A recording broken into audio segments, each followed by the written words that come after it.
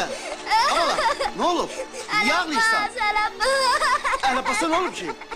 Emel Abbas'ta aşk görüm ne olur? Ağlama Emel Abbas'ta aşk görüm ne olur? El Abbas ne olur? Hani El Abbas? Yanlış görme ağlama. Denizde Leçenli'li oğlum dedi ki seni balıklara yem edeceğim. Sonra batırdılar onu denizde. Şimdi yakın balıklar didiştirirler El Abbas'ı. Ah şey işe düşmedi. Aşağı sen getir dal kucağını dalınca. Sen de git bütün ben dışarıya götür ben sırana. Ağlama görüm. Git besmele saklayın. Bizi götür ben sırana. Gel git. Gel. Buraya. Uşağı tek bırakma yine. Götür git bir yerde mesmarladın yanına. Başta söhbeti birden demin arabada yüreği patlar. Oradan buradan daha şey kesmek hepsi. Tizle git. Gel git bir sırana. Tizle.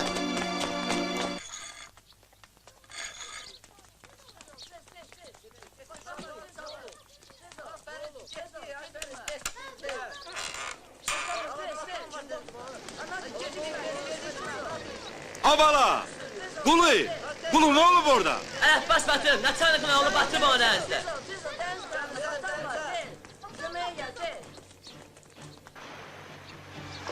Özünüzden mukayyet olun. Deniz lepelidir.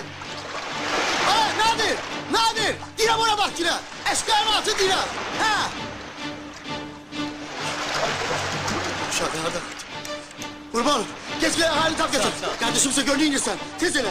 Hurşit hanım! Ay Hurşit hanım! Ne var akçı?